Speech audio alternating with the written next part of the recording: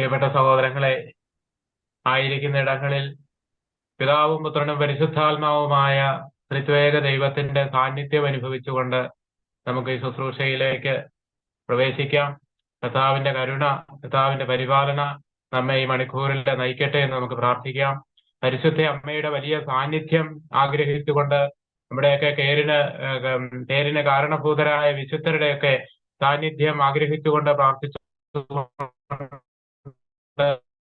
നമുക്ക് വചന ശുശ്രൂഷയിലേക്ക് പ്രവേശിക്കാം. വിശുദ്ധ മത്തായിയുടെ സുവിശേഷം 28-ാം അധ്യായം അതിന്റെ 16-18 വചനം ഇങ്ങനെയാ പറയുക. യേശു ആകയാൽ സ്വർഗത്തിലും ഭൂമിയിലുമുള്ള വചനം ഒന്നുകൂടെ കേൾക്കാം. സ്വർഗത്തിലും ഭൂമിയിലുമുള്ള എല്ലാ അധികാരവും നിങ്ങൾ പോയി പിതാവിന്റെയും പുത്രന്റെയും പരിശുദ്ധാത്മാവിന്റെയും നാമത്തിൽ എല്ലാവരെയും ശിക്ഷപ്പെടുത്തുവിൻ, അവർക്ക് സ്നാനം നൽകുവിനെന്ന് ഈശോ പറയുകയാണ്.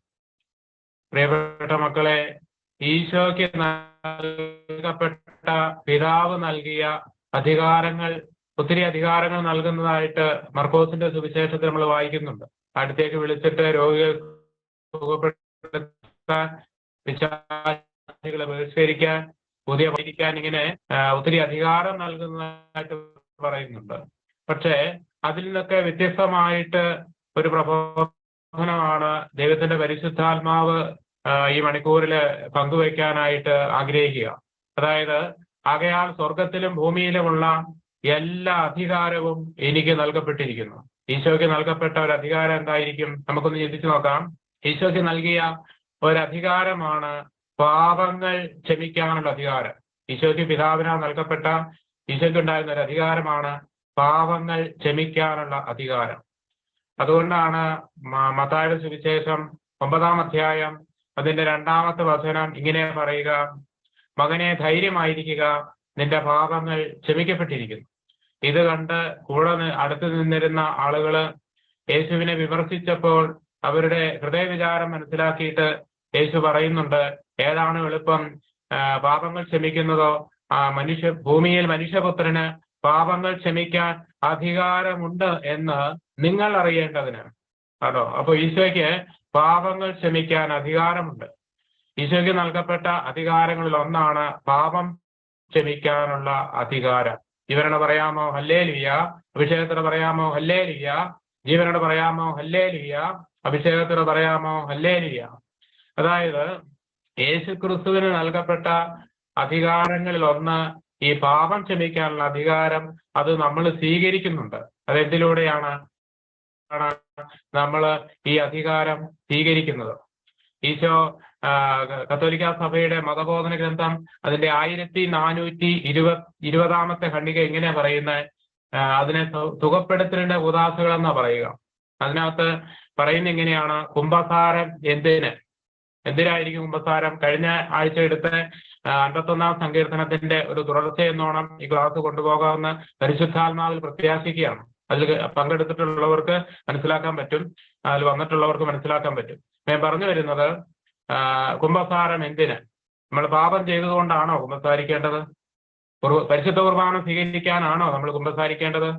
ആണ്ടിലൊരിക്കലും കുംഭസാരിക്കുകയും പ്രസാദകാലത്ത് പരിശുദ്ധ കുർബാന സ്വീകരിക്കണമെന്ന കൽപ്പന, പ്രമാണം തിരുസഭ നൽകിയിട്ടുള്ളത് കൊണ്ടാണോ നമ്മൾ കുംഭസാരിക്കേണ്ടത്?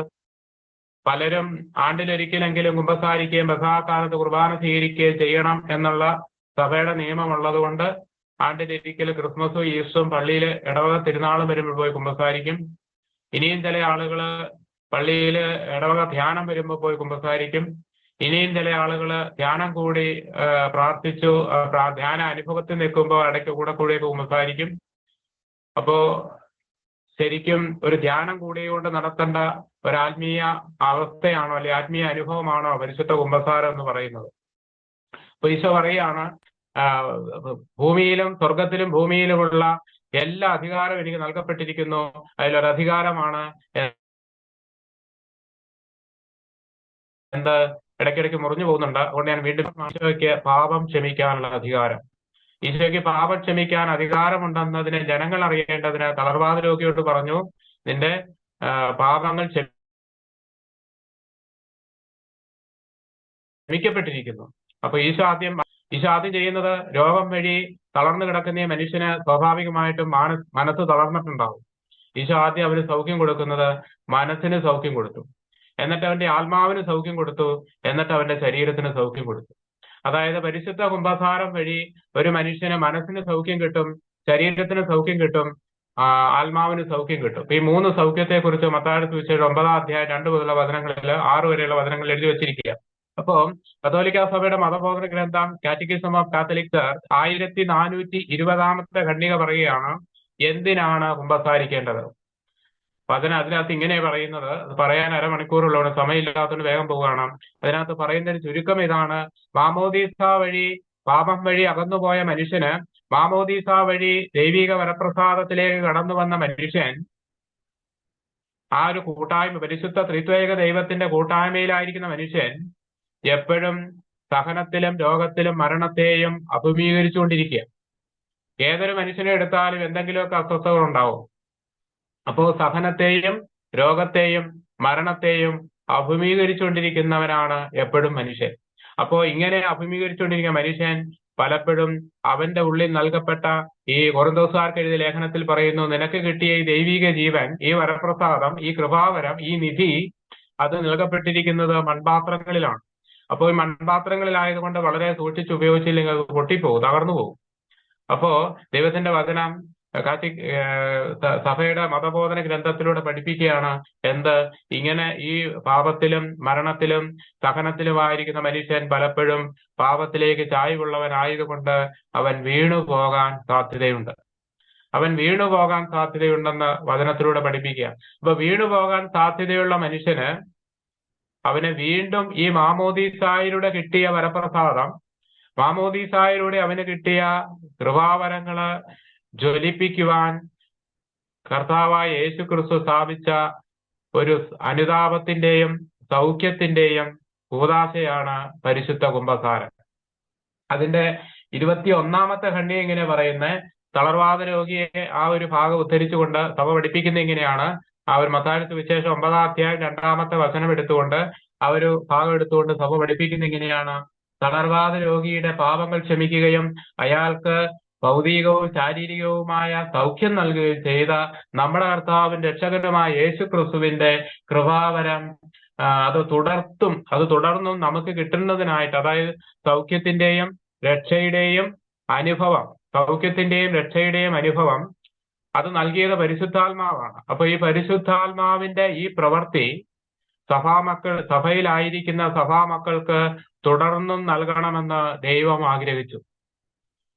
അപ്പൊ എന്തിനാ കുംഭസാരം സഭ പറഞ്ഞതുകൊണ്ടല്ല, സഭയ്ക്കൊരു നിയമാവലി ഉള്ളത് കൊണ്ടല്ല.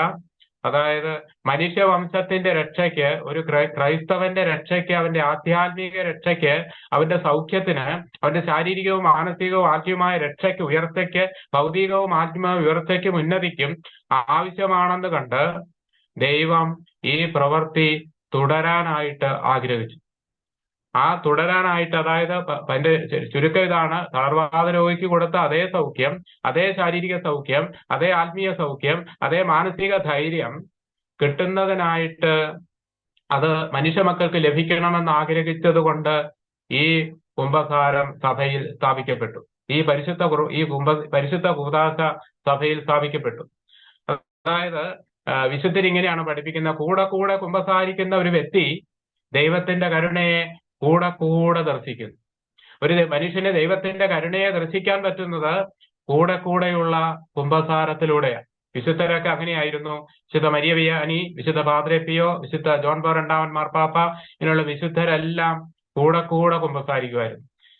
കൂടെ കുംഭസാരിക്കുമ്പോൾ അവന് മാമോദീസായിലൂടെ കിട്ടിയ ആ വരപ്രസാദം അവനെ വീണ്ടെടുക്കാനായിട്ട് ദൈവത്തിന്റെ പരിശുദ്ധാത്മാവ് അവനെ സഹായിക്കും. അതായത് പറഞ്ഞതിന്റെ ചുരുക്കം ഇത്രയാണ്: ഒരു മനുഷ്യൻ എപ്പോഴും പാപത്തിലേക്ക് ചായ്വുള്ളവനായതുകൊണ്ട് അവൻ പാപത്തിൽ വീണുപോകാൻ സാധ്യതയുണ്ട്.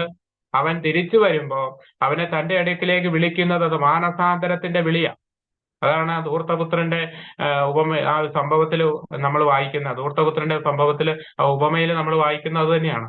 പിതാവെ, അങ്ങേക്കെതിരായും സ്വർഗത്തിനെതിരായും ഞാൻ പാപം ചെയ്തു പോയി. അങ്ങയുടെ പുത്രൻ എന്ന് വിളിക്കപ്പെടാൻ ഞാൻ യോഗ്യനല്ല. അവന്റെ മാനസാന്തരത്തിന്റെ വിളിക്ക് പ്രത്യുത്തരം നൽകാനായിട്ട്, ആ മാനസാന്തരത്തിന്റെ വിളിയെ ദൈവത്തിന്റെ രക്ഷാകര പദ്ധതിയോട് അവനെ ചേർക്കുന്നതിനായിട്ട് അതിനെ ദൈവം ദൃശ്യമായ ഒരടയാളം കൊണ്ട് യാഥാർത്ഥ്യവൽക്കരിക്കപ്പെട്ട ഒരു പ്രവൃത്തിയാണ് പരിശുദ്ധ കുമ്പസാരം. അതുകൊണ്ടാണ് കത്തോലിക്കാ സഭയുടെ മതബോധന ഗ്രന്ഥം 1423 ഖണ്ഡികയിലെ പറയുക, ഇത് മാനസാന്തരത്തിന്റെ കൂദാശ എന്ന് വിളിക്കപ്പെടുന്നു. കാരണം മാനസാന്തരത്തിനുള്ള യേശുവിന്റെ വിളിയെ കൗദാശികമായി ഇത് യാഥാർത്ഥ്യമാക്കുന്നു. അപ്പോ ഓരോ വ്യക്തിക്കും അനുനിമിഷം മാനസാന്തരം ആവശ്യം. മാനസാന്തരം എന്ന് പറയുന്നത് ചിലർക്ക് ഒരു ധ്യാനമൊക്കെ കൂടി മദ്യത്തിനടിമയായിരിക്കും, അല്ലെങ്കിൽ തോന്നിവാസം നടക്കുന്ന മനുഷ്യനായിരിക്കും. ധ്യാനമൊക്കെ കൂടി മദ്യപാനം ഉപേക്ഷിച്ചു, തോന്നിവാസം ഉപേക്ഷിച്ചു, പക്ഷെ ആ ലെവലിൽ അങ്ങ് നിൽക്കും. ചില മനുഷ്യർ അങ്ങനെയാ, ആ ലെവലിൽ അങ്ങ് നിൽക്കും, പിന്നെ വളർച്ചയില്ല, മദ്യപാനമൊന്നുമില്ല, വീട്ടിലെ കാര്യങ്ങളൊക്കെ നോക്കുന്നുണ്ട്, അത്യാവശ്യം പള്ളിയിലൊക്കെ പോകുന്നുണ്ട്, പ്രാർത്ഥിക്കുന്നുണ്ട്, കുടുംബ പ്രാർത്ഥനയ്ക്കൊക്കെ ഉണ്ട്. ഇത് വളർച്ചയില്ലാത്ത മാനസാന്തരം. വിഷയം മാനസാന്തരം അല്ലാത്തതുകൊണ്ട് ഞാൻ അതിലേക്ക് പോകുന്നില്ല. ഇപ്പൊ പറഞ്ഞു വരുന്നത്, പരിശുദ്ധ കുമ്പസാരത്തിലൂടെയാണ് ദൈവത്തിന്റെ കൃപാവരത്തിൽ എന്നിലേക്ക് കടന്നു വരാൻ ബ്ലോക്ക് ഉണ്ടെങ്കിൽ, ആത്മീയമാകട്ടെ ഭൗതികമാകട്ടെ, ആ കൃപാവരങ്ങള് അനുഗ്രഹങ്ങള് എന്നിലേക്ക് കടന്നു വരാൻ അത് തടസ്സമായി കിടപ്പുണ്ടെങ്കിൽ അതിനെ നീക്കുന്ന ഒരു വേദിയാണ് കുമ്പസാരക്കൂട്. അതുകൊണ്ടാണ് സെന്റ് അഗസ്റ്റിൻ പറയുന്നത്, ചെറിയ ചെറിയ മണത്തരികളാകുന്ന പാപങ്ങളാൽ നിന്റെ ആത്മാവിന്റെ വരപ്രസാദാവസ്ഥ നഷ്ടപ്പെടാതിരിക്കാൻ ശ്രദ്ധിച്ചുകൊള്ളുവിൻ. ചില ആളുകൾ എൻ്റെ അടുത്ത് കൗൺസിലിംഗ് വരുമ്പോൾ ഞാൻ ചോദിക്കും, എത്ര നാളായി കുമ്പസാരിച്ചിട്ട്? അപ്പൊ അവർ പറയും 2 മാസമായി എന്ന് പറയും, ചിലർ പറയും 3 മാസമായി എന്ന് പറയും, ചിലർ പറയും കഴിഞ്ഞ പെരുന്നാളിന് കുമ്പസാരിച്ച, പെരുന്നാൾ എന്നായിരുന്നു 1 വർഷമായി. അപ്പോ എന്നാലും ഒരു ഭാവബോധമില്ല. പക്ഷെ അവർക്ക് ഒരു കാര്യം നടക്കണം, മക്കളെ കെട്ടിക്കണം, വീട് പണിയണം, രോഗം മാറണം, വണ്ടി മേടിക്കണം, OET പാസ്സാവണം, IAS പാസ്സാവണം, ഇതെല്ലാം നടക്കണം. പക്ഷെ കുമ്പസാരിച്ചിട്ട് എത്ര നാളായി ചോദിക്കുമ്പോൾ ഇവര് പറയുന്ന മറുപടി എന്നെ ഒത്തിരി വേദനിപ്പിച്ചിട്ടുണ്ട്. ഇപ്പൊ ഞാൻ പറഞ്ഞു വരുന്നത്, ചെറിയ ചെറിയ മണത്തരികളാകുന്ന പാപങ്ങളാൽ നിന്റെ ആത്മാവിന്റെ വരപ്രസാദ അവസ്ഥ നഷ്ടപ്പെടാതിരിക്കാൻ നീ ശ്രദ്ധിച്ചുകൊള്ളുവേ. ഇങ്ങനെ പറയുമ്പോഴും ആൾക്കൊന്നും മനസ്സിലാവില്ല, ഞാൻ എന്നാ പാപം ചെയ്തിട്ടാ എന്നൊക്കെ ആളുകൾ ചോദിക്കുന്നത്. അപ്പൊ അവരോട് ഞാൻ ചോദിക്കുന്ന ഒരു ഉദാഹരണമുണ്ട്. നിങ്ങൾ ഇന്ന് രാവിലെ എന്ത് കഴിച്ചു? ഞാന് ഉപ്പുമാവ് കഴിച്ചു. ഇന്നലെ എന്ത് കഴിച്ചു? ഇന്നലെ ഞാന് പുട്ടും പഴവും കഴിച്ചു. മിനിയാന്ന് എന്ത് കഴിച്ചു? മിനിയാന്ന് കഴിച്ചത് ഒരു സമയം എടുക്കണം. അപ്പൊ അവരത് ഓർത്തിട്ട് പറയും, ഞാൻ ഇന്നതാ കഴിച്ചതെന്ന് പറയും. ഞാൻ ചോദിക്കും, കഴിഞ്ഞ തിങ്കളാഴ്ച രാവിലെ 8 മണിക്ക് നിങ്ങൾ എന്താ കഴിച്ചത്? നിങ്ങൾ ബ്രേക്ക്ഫാസ്റ്റിന് എന്ത് കഴിച്ചു? അപ്പൊ അവർ പറയും, ഞാൻ ഓർക്കുന്നില്ല എന്ന് പറയും. അപ്പൊ ഞാൻ ചോദിക്കും, നിങ്ങൾ കഴിഞ്ഞ തിങ്കളാഴ്ച രാവിലെ 8 മണിക്ക് ബ്രേക്ക്ഫാസ്റ്റ് എന്താ കഴിച്ചത് എന്നുള്ളത് നിങ്ങൾക്ക് ഓർക്കാൻ പറ്റുന്നില്ല എന്ന കാരണത്താൽ നിങ്ങൾ കഴിച്ചത് നിങ്ങൾ ഒന്നും കഴിച്ചില്ല എന്ന് അർത്ഥമുണ്ടോ എന്ന് ചോദിക്കും. ഇല്ല, ഒന്നും കഴിച്ചില്ല എന്ന് അർത്ഥമില്ല, ഞാൻ കഴിച്ചു, അതാണ് ശരിയാ. അപ്പൊ നിങ്ങൾ അവിടെ കിടപ്പുണ്ട്, അത് അബോധ മനസ്സിൽ കിടപ്പുണ്ട്, അതിങ്ങനെ ഉറഞ്ഞു കിടപ്പുണ്ട്. അപ്പോ ഓരോ സമയവും ഒരു വ്യക്തി ദൈനംദിന ജീവിതത്തിൽ ചെയ്യുന്ന കാര്യങ്ങളായ പ്രാഥമിക കൃത്യങ്ങൾ, പ്രഭാത ഭക്ഷണം കഴിക്കുന്നത് പോലും, അത് എന്താണ് കഴിച്ചതെന്നത് പോലും ഓർത്തെടുക്കാൻ പറയാൻ പറ്റാത്ത അവസ്ഥയിലാണ് നീയെങ്കില് ഞാനെങ്കില് എങ്ങനെ ദൈനംദിന ജീവിതത്തിൽ ഈ ചെയ്തു കൂട്ടുന്ന വിചാരത്താൽ, വാക്കാൽ, പ്രവൃത്തിയാൽ, ഉപേക്ഷയാൽ ചെയ്തു കൂട്ടുന്ന പാപങ്ങൾ എങ്ങനെ കൃത്യമായി എണ്ണിപ്പിറക്കി കുമ്പസാരക്കൂട്ടിൽ വൈദികനെ അറിയിക്കും? അങ്ങനെ പറയുമ്പോൾ അവർക്ക് ഉത്തരവില്ല. നിങ്ങൾ എങ്ങനെ അറിയിക്കും? അതായത് ചെറിയ ചെറിയ മണത്തരികളാൽ നിങ്ങൾക്കൊരു ധ്യാനത്തിലൂടെ, നിങ്ങൾക്കൊരു കൈവെപ്പിലൂടെ, നിങ്ങൾക്കൊരു മാമോദീസ ശുശ്രൂഷയിലൂടെ നിങ്ങൾക്ക് കിട്ടിയ വരപ്രസാദം നിങ്ങൾ പലവിധ ചെറിയ ചെറിയ ചെറിയ ചെറിയ പാപങ്ങളാൽ നഷ്ടപ്പെട്ടു പോയിട്ടുണ്ടാവും. പലർക്കും നുണ പറയുന്ന ഒരു പാപമെന്ന് വലിയ ബോധ്യമൊന്നുമില്ല. ജ്ഞാനത്തിന്റെ പുസ്തകം 1:11 വളരെ കൃത്യമായിട്ട് പറഞ്ഞിട്ടുണ്ട്, നുണ പറയുന്ന നാവ് ആത്മാവിനെ നശിപ്പിക്കും. അപ്പൊ ഈ ചെറിയ ചെറിയ മണത്തരികളാൽ നിന്റെ ആത്മാവിന്റെ വരപ്രസാദ അവസ്ഥ നഷ്ടപ്പെടാതിരിക്കണമെങ്കിൽ കൂടെ കൂടെ കുമ്പസാരക്കൂട്ടിലേക്ക് ഓടണം. കൂടെ കൂടെ കുമ്പസാരക്കൂട്ടിലേക്ക് ഓടണം. ഒരു ഷോ കാണിക്കാനല്ല, ആരെയും കാണിക്കാനല്ല, കുമ്പസാരക്കൂട് കാണുമ്പോൾ ഓടുന്നതല്ല. എന്റെ ഉള്ളിൽ ഈ ദൈവവുമായിട്ടുള്ള ബന്ധം, അനുതാപം, ദൈവസ്നേഹത്തിന്റെ അനുഭവം എന്റെ ഉള്ളിലുണ്ടെങ്കിൽ കുമ്പസാരം നീട്ടിവെക്കാൻ പറ്റില്ല. അത് വിശുദ്ധരൊക്കെ എന്ന് തന്നെ കുമ്പസാരിച്ചു. ദൈവത്തിന്റെ കരുണ, ദൈവത്തിന്റെ ഒരു അനുതാപത്തിന്റെ, ഒരു ദൈവസ്നേഹത്തിന്റെ അനുഭവം ദൈവത്തിന്റെ പരിശുദ്ധാത്മാവ് എനിക്ക് ഇട്ടു തന്നിട്ടുള്ളത് കൊണ്ട്, എന്റെ കഴിവല്ല, എന്റെ മഹിമയല്ല, ഇട്ടു തന്നിട്ടുള്ളത് കൊണ്ട് ഞാൻ സാധിക്കുമ്പോൾ ചില ദിവസങ്ങളിൽ 2 നേരമൊക്കെ കുമ്പസാരിക്കും. അപ്പൊ മഹാഭാവിയായ ഒരു മനുഷ്യനാണ് നിങ്ങളോട് സംസാരിക്കുന്നത്. അപ്പോ 2 നേരമൊക്കെ ചിലപ്പോൾ കുമ്പസാരിക്കേണ്ടി വരും. ഞാൻ കഴിഞ്ഞ ധ്യാനത്തിൽ ആലപ്പുഴ IMS ധ്യാനത്തിന് ജോർജ് ബ്രദറോട് സംസാരിച്ചപ്പം ബ്രദർ പറഞ്ഞത് ഇങ്ങനെയാണ്, അത് അങ്ങനെ തന്നെ ചെയ്യണം, എന്ന് പറഞ്ഞു. അപ്പൊ ഞാൻ പറഞ്ഞു വരുന്നത്, കുമ്പസാരിച്ച് നമ്മൾ വിശുദ്ധീകരിക്കപ്പെടുമ്പോ നമ്മുടെ ഉള്ളില് പാപത്തിന് എത്തി നോക്കാൻ പറ്റാതെ വരും. പിശാച് നമ്മളിലേക്ക് എത്തി നോക്കാൻ പറ്റാതെ വരും. ഈ ബന്ധത്തിൽ നമ്മൾ ഒരു മാറി നിൽക്കുമ്പോ, ഈ ബന്ധത്തിൽ നമ്മൾ വിള്ളല് വരുമ്പോ ശരിക്കും പിശാച് നമ്മളെ കീഴ്പ്പെടുത്താൻ തുടങ്ങും. അതുകൊണ്ടാണ് സെന്റ് അഗസ്റ്റിൻ പറയുന്നത്, അതായത് കുമ്പസാര കൂടിന്റെ നെറ്റിനൊരു അർത്ഥമുണ്ട്. കുമ്പസാര കൂടിൽ ചുമ്മാ ആ കൂട് അടിച്ചു വെച്ചിട്ട് ഒരു നെറ്റ് അടിച്ചു വെച്ചേക്കണമല്ല, അതിനൊരു അർത്ഥമുണ്ട്. അതിന് സഭ പറയുന്ന ഇതാണ്, സെന്റ് അഗസ്റ്റിൻ പറയുന്ന ഇതാണ്: കുമ്പസാരക്കൂടിന്റെ മറുവശത്ത് നിൽക്കുന്ന നീ, ഈ നെറ്റിന്റെ ഇപ്പുറം നിൽക്കുന്ന നീ, പാപം ചെയ്ത് ദൈവമഹത്വത്തിൽ നിന്ന്, ദൈവകൃപയിൽ നിന്ന് അകന്നുപോയ നീ, തീർച്ചയായിട്ടും വചനമനുസരിച്ച്, ദൈവത്തിന്റെ നീതി അനുസരിച്ച് നീ നരകത്തിനർഹനാണ്. അതാണ് നെറ്റ്. ഈ നെറ്റിന്റെ ഇപ്പുറേ നീ നരകത്തിനർഹനാണ്. പക്ഷേ ദൈവത്തിന്റെ അനന്തമായ കാരുണ്യമാണ് നിന്നെ അപ്പുറേ, കുമ്പസാരക്കൂടിന്റെ നെറ്റിനപ്പുറേ കാത്തിരിക്കുന്നത്. അപ്പോ ദൈവത്തിന്റെ അനന്തമായ കാരുണ്യം, ഒരു സ്റ്റെപ്പ് വെച്ചാൽ, നിന്റെ അടുത്ത കാല് വെച്ചാൽ നീ നിത്യനരകത്തിലാ. ഈ നിത്യനരകത്തിലേക്ക് പോകാൻ എന്റെ പാപം മൂലം ഞാൻ തന്നെ നേടിയെടുത്ത ഈ അയോഗ്യത, ഞാൻ തന്നെ വരുത്തിവെച്ച ഈ അയോഗ്യത, ഈ നിത്യനരകത്തിൽ നിന്ന് എന്നെ വീണ്ടെടുക്കാൻ വേണ്ടി മഹാകരുണയോടെ എന്റെ കർത്താവ് സ്വർഗവാതിക്കൽ കാത്തിരിപ്പുണ്ടെന്നാണ് കുമ്പസാരക്കൂടിന്റെ ആ നെറ്റിന്റെ മറുവശത്ത് സഭ നമ്മെ ഓർമ്മപ്പെടുത്തും. സഭ ചെയ്തിരിക്കുന്ന ഓരോ കാര്യത്തിനും, ഓരോ സംവിധാനത്തിനും അതിൻ്റെതായ അർത്ഥങ്ങളുണ്ട്, വ്യാഖ്യാനങ്ങളുണ്ട്, പഠനങ്ങളുണ്ട്. ഞാൻ പറഞ്ഞു വരുന്നത് വേറൊന്നുമല്ല, നമ്മുടെയൊക്കെ ജീവിതത്തില് അനുഗ്രഹത്തിന് തടസ്സമായി നിൽക്കുന്നത് നമ്മുടെ പാപമാണ്. അതുകൊണ്ടാണ് സഭാപ്രസ്തകന്റെ പുസ്തകം വചനം പറയുന്ന, ദൈവം മനുഷ്യനെ സരളഹൃദയനായി സൃഷ്ടിച്ചു, എന്നാൽ അവന്റെ സങ്കീർണമായ പ്രശ്നങ്ങൾ അവന്റെ തന്നെ സൃഷ്ടിയാണ്. അപ്പോ സഭയില് ദൈവം ഈ അധികാരം വെച്ചു തന്നിട്ടുണ്ട്. അതുകൊണ്ടാണ് യോഹന്നാന്റെ സുവിശേഷം 20-ാം അധ്യായം അതിൽ 23-ാമത്തെ വചനങ്ങൾ പറയുന്നത്, നിങ്ങൾ ആരുടെ പാപങ്ങൾ ക്ഷമിക്കുന്നുവോ അവ ക്ഷമിക്കപ്പെട്ടിരിക്കും, നിങ്ങൾ ആരുടെ പാപങ്ങൾ ബന്ധിക്കുന്നുവോ അവ ബന്ധിക്കപ്പെട്ടിരിക്കും. അച്ഛന്മാർക്ക് വേറെ പണിയൊന്നും ഇല്ലാതിട്ട് കുമ്പസാരക്കൂടി ഇറങ്ങിയിരിക്കുന്നതല്ല, അതിനൊരു വ്യാഖ്യാനമുണ്ട്. സഭ തന്റെ നിത്യസത്യങ്ങൾ, വിശ്വാസ സത്യങ്ങൾ സഭ പഠിപ്പിക്കുമ്പോൾ അത് വചനത്തിൽ നിന്ന് എടുത്തുകൊണ്ട് സഭ തന്റെ മക്കളെ പഠിപ്പിക്കുകയാണ്. ക്രിസ്തുവിന് ഉണ്ടായിരുന്ന അധികാരം, ക്രിസ്തു തന്റെ അപ്പസ്തോലന്മാർക്ക് നൽകിയ അതേ അധികാരം, അത് സഭ വളർന്ന സമയത്ത് മെത്രാന്മാരിലേക്ക് വന്നു. വീണ്ടും സഭയിലെ അംഗങ്ങൾ കൂടിയപ്പോൾ അത് ലോകം മുഴുവനും വ്യാപിച്ചപ്പോൾ അത് വൈദികരിലേക്ക് വന്നു. അത് ഇന്ന് യേശുക്രിസ്തുവിനുണ്ടായിരുന്ന അതേ അധികാരം ഇന്ന് സഭയില് വൈദികർക്ക് എത്തി നിൽക്കും. അപ്പൊ ഞാൻ പറഞ്ഞു വരുന്നത്, ഓരോ ദിവസവും കുമ്പസാര കൂട് കാണുമ്പോൾ എനിക്ക് തോന്നണം, എന്റെ കർത്താവ് എനിക്ക് വേണ്ടി, എന്നെ സ്വർഗത്തിൽ കൊണ്ടുപോകാൻ വേണ്ടി, ശുദ്ധീകരണ സ്ഥലം കൂടാതെ എന്നെ സ്വർഗത്തിൽ വിശുദ്ധി ജീവിച്ചാൽ, വരപ്രസാദവതി കൃപാവരത്തിൽ ജീവിച്ചാൽ സ്വർഗത്തിൽ കൊണ്ടുപോകാൻ വേണ്ടി ദൈവം ഒരുക്കിയിരിക്കുന്ന ഒരു വേദിയാണ് കുമ്പസാരക്കൂട്.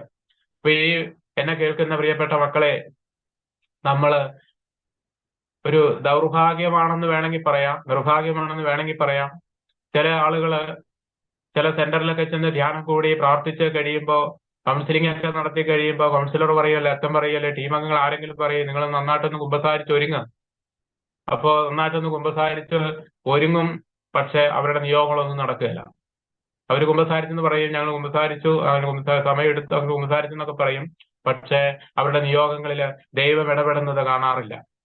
അതിന്റെ കാര്യം വേറൊന്നുമല്ല, ധൂർത്തപുത്രൻ പറഞ്ഞതുപോലെ മാറത്തടിക്കണം. ധൂർത്തപുത്രൻ എന്താ പറഞ്ഞ? പിതാവേ, അങ്ങേക്കെതിരായി, സ്വർഗത്തിനെതിരായി ഞാൻ പാപം ചെയ്തു പോയി. അതായത് പാപം ഒരു വ്യക്തി ചെയ്യുമ്പോ അത് സഭ കുമ്പസാര എന്ന കൂദാസയെ 4 രീതിയിലാണ് വിളിക്കുന്നത്. അതിന്റെ ഒന്നാമത്തെ വിളിയാണ് മാനസാന്തരത്തിന്റെ കൂദാശ, രണ്ടാമത്തേത് അനുതാപത്തിന്റെ കൂദാശ, മൂന്നാമത്തേത് ഏറ്റുപറച്ചിലിന്റെ കൂദാശ, നാലാമത്തേത് ക്ഷമിക്കലിന്റെ കൂദാശ, അഞ്ചാമത്തേത് അനുരഞ്ജനത്തിന്റെ കൂദാശ. 4 അല്ല 5. ഈ 5 പേരിലാണ് സഭ ഇതിനെ വിളിക്കുന്നത്. ഈ 5 മേഖലയിലും എന്റെ ഉള്ളിൽ അനുതാപത്തിന്റെയും മാനസാന്തരത്തിന്റെയും ദൈവാനുഭവത്തിന്റെയും തീ ഉണ്ടെങ്കിൽ കർത്താവ് നിശ്ചയമായിട്ടും എന്റെ കാര്യത്തിൽ ഇടപെടും. കാരണം ദൈവത്തിന് ഇടപെടാൻ പറ്റാതിരിക്കുന്നത് എന്റെ പാപാവസ്ഥയാണ്. ഒരുപക്ഷെ നമ്മൾ ചിന്തിക്കും, ഞാൻ ആരെയും കൊല്ലുന്നില്ലല്ലോ, ഞാൻ ആരെയും വേറെ അന്യ ബന്ധങ്ങളിലൊന്നും പോകുന്നില്ലല്ലോ, ഞാൻ എന്റെ അപ്പനെയും അമ്മയും നന്നായിട്ട് നോക്കുന്നുണ്ടല്ലോ എന്നൊക്കെ ചിന്തിക്കുമ്പോ അതിന്റെ ഉള്ളിൽ തന്നെ വചനം പറയുകയാണ്, ഒരു വ്യക്തിയുടെ ദൈവ മനുഷ്യ ബന്ധമെന്ന് പറയുന്നത് മത്തായിയുടെ സുവിശേഷം 7-ാം അധ്യായം 5, 6, 7 അധ്യായങ്ങളാണ്. ഇത് ഈശോ പറയുന്നത് ദൈവരാജ്യത്തെ കുറിച്ച് ഈശോ പഠിപ്പിക്കുമ്പോൾ ഈ ഭാഗത്ത് ഈശോ വളരെ വ്യക്തമായിട്ട് പറയുന്നുണ്ട്, ഇതാണ് ജീവിതക്രമം, ഇതാണ് ദൈവം രാജാവായിരിക്കുന്ന രാജ്യത്തെയാണ് ദൈവരാജ്യം എന്ന് പറയുന്നത്. അപ്പൊ എന്റെ ജീവിതത്തില് ദൈവം രാജാവായി മാറുമ്പോൾ, എന്റെ ജീവിതത്തിന്റെ ഭരണം മുഴുവൻ ദൈവം ഏറ്റെടുക്കുമ്പോൾ ഞാൻ മുഴുവൻ ദൈവരാജ്യ അനുഭവത്തിലായി. ദൈവരാജ്യ അനുഭവത്തിൽ ഞാൻ ആയിക്കഴിയുമ്പോൾ ഞാൻ എങ്ങനെയാണ് ജീവിക്കേണ്ടത് എന്ന് ഈശോ നമ്മളെ പഠിപ്പിച്ച ഭാഗങ്ങളാണ് മത്തായിയുടെ സുവിശേഷം 5, 6, 7 അധ്യായങ്ങൾ. ഈ അധ്യായങ്ങളിൽ ഈശോ പറയുന്നുണ്ട്, വിധിക്കപ്പെടാതിരിക്കാൻ നിങ്ങളും വിധിക്കരുത്, നിങ്ങൾ അളക്കുന്ന അളവ് കൊണ്ട് നിങ്ങൾ അളന്നു കിട്ടും. കണ്ണ് ശരീരത്തിന്റെ വിളക്ക്, കണ്ണ് കുറ്റമറ്റതെങ്കിൽ ശരീരം മുഴുവൻ പ്രകാശിക്കും. കണ്ണാണ് ശരീരത്തിന്റെ വിളക്ക്. കണ്ണുകൊണ്ട് പാപം ചെയ്യുന്ന അവസ്ഥ. ഈശോ വ്യഭിചാരത്തെ കുറിച്ചൊക്കെ പറഞ്ഞപ്പോ ഈശോ പറഞ്ഞു, ആസക്തിയോടെ ഒരു സ്ത്രീയെ നോക്കുന്നവൻ ഹൃദയത്തിൽ അവളുമായി വ്യഭിചാരം ചെയ്തു കഴിഞ്ഞു. സഹോദരനെ വിഡ്ഢി എന്ന് വിളിക്കുന്നവൻ ന്യായാധിപ സംഘത്തിന് മുമ്പിൽ നിൽക്കേണ്ടി വരും. ഇതൊക്കെ വലിയ ഒരു പാപാവസ്ഥയായിട്ടാണ് ഈശോ ദൈവരാജ്യത്തെ കുറിച്ച് പഠിപ്പിക്കുമ്പോൾ ജനങ്ങളെ പഠിപ്പിക്കുന്നത്. അപ്പൊ ശരിക്കും ഒരു വ്യക്തിയുടെ ആത്മീയ ജീവിതം എന്ന് പറയുന്നത് 10 പ്രമാണങ്ങൾ അനുസരിക്കുന്നത് മാത്രമല്ല. ഒരു വ്യക്തിയുടെ ആത്മീയ ജീവിതം എന്ന് പറയുന്നത് തിരുസഭയുടെ 5 പ്രമാണങ്ങൾ അനുസരിക്കുന്നത് മാത്രമല്ല. ഈ ദൈവരാജ്യ ജീവിത അനുഭവത്തിലേക്ക് വന്നു കഴിയുമ്പോൾ ഈ ദൈവരാജ്യത്തിന് ഒരു നിയമമുണ്ട്.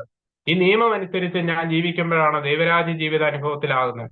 ഈ നിയമത്തിന് വിരുദ്ധമായിട്ട് ഞാൻ ജീവിച്ചിട്ടുണ്ടെങ്കിൽ നിശ്ചയമായിട്ടും അത് കുമ്പസാരത്തിൽ ഏറ്റുപറയേണ്ടതാണ്. നിശ്ചയമായിട്ടും അത് കുമ്പസാരത്തിൽ ഏറ്റുപറയേണ്ടതാണ്. എന്റെയൊക്കെ ജീവിതത്തിൽ പലപ്പോഴും ഒരു ഏറ്റുപറയേണ്ടി വരുന്ന ഒരു പാപാവസ്ഥ എന്ന് വെച്ചാല്, ചില ആളുകളൊക്കെ കൗൺസിലിംഗ് വരുമ്പോൾ അവരുടെ മുമ്പിലൊന്നും അവർക്കൊന്നും പറയേണ്ടി വരാറില്ല. ദൈവത്തിന്റെ പരിശുദ്ധാത്മാവിന്റെ വലിയ ഇടപെടലാണെന്ന് ഞാൻ പറയുള്ളൂ, എന്റെ കഴിവല്ല. അവിടെ ശരിക്കും ചില വ്യക്തികൾ വരുമ്പോൾ മുഴുവനും ഇങ്ങനെ പരിശുദ്ധാത്മാവ് തുറന്നു തരും. അവർക്കൊന്നും പറയേണ്ടി വരാറുള്ള ജീവിതം മുഴുവൻ ഈശോ തുറന്നു തരും. ഇവരെഴുന്നേറ്റ് വലിയ സന്തോഷമായിട്ട് എഴുന്നേറ്റ് പോകുമ്പോൾ എന്റെ മനസ്സിലേക്ക് ഞാൻ അറിയാതെ തന്നെ ഒരഹങ്കാരം കയറി വരും. ഞാൻ എന്തോ ആണെന്നുള്ള ചിന്ത കയറി വരും. അപ്പൊ തന്നെ ചാപ്പലിലേക്ക് പോകാൻ സമയം കിട്ടുമെങ്കിൽ ഓടിപ്പോകും ചാപ്പലിലേക്ക്. ദിവ്യകാരുണ്യത്തിന് മുമ്പ് മുട്ടുകുത്തും, കർത്താവെ ഞാൻ ചിന്ത കൊണ്ട് അഹങ്കരിച്ചു പോയി, ഞാനൊന്നും ചെയ്തിട്ടില്ല, നീയാ ചെയ്തത്, ഞാനൊന്നും ചെയ്തിട്ടില്ല, നീയാ ചെയ്തത്. പക്ഷേ അത് അന്നേരം കഴിഞ്ഞിട്ട് വീണ്ടും അടുത്ത സ്റ്റെപ്പില് ഇത് തന്നെ ഇങ്ങനെ വന്നുകൊണ്ടിരിക്കുക. അപ്പം ഞാൻ പറഞ്ഞു വരുന്നത് വേറൊന്നുമല്ല, ഒരു വ്യക്തിയുടെ ആത്മീയ ജീവിതം അവൻ എങ്ങനെയാണ്, അവൻ ആത്മീയ മനുഷ്യനാണോ എന്ന് അറിയണമെങ്കിൽ അവന്റെ കുമ്പസാരത്തിന്റെ ദൈർഘ്യം നോക്കിയാൽ മനസ്സിലാവും. കുമ്പസാരം നീട്ടിവെക്കുന്ന മനുഷ്യൻ 1 മാസത്തിലൊരിക്കൽ കുമ്പസാരിക്കുന്ന ഞാൻ പറയും അതൊരു ആത്മീയാവസ്ഥയിലേക്ക് എത്തിയിട്ടില്ല. ആത്മീയാവസ്ഥയിലേക്ക് എത്തണമെങ്കിൽ അത് ശരിക്കും വിശുദ്ധര് പിന്തുടരുന്നൊരു മാതൃകയുണ്ട്. അതുകൊണ്ടാണ് ജോൺ മരിയ വിയാനി പുണ്യാളുടെ അടുത്തേക്ക് കഠിന ഭാവികളൊക്കെ കുമ്പസാരിക്കാൻ വരുമ്പോൾ അവര് കരയൊന്നുമില്ല, പക്ഷെ മരിയ വിയാനി ഇരുന്ന് കരയും. പൊട്ടിക്കരയുമ്പോ ഈ കുമ്പസാരിക്കാൻ വന്ന മനുഷ്യൻ മരിയ വിയാനി ചോദിക്കും, അങ്ങ് എന്തിനാ കരയുന്നത്, അച്ഛൻ എന്തിനാ കരയുന്നത്? അപ്പൊ മരിയ വിയാനി പറയും, നിങ്ങൾ കരയാത്തതുകൊണ്ടാ ഞാൻ കരയുന്നത്. പ്രിയപ്പെട്ട മക്കളെ, കണ്ണുനീരൊഴുക്കി കുമ്പസാരിക്കുമ്പോ, ഹൃദയം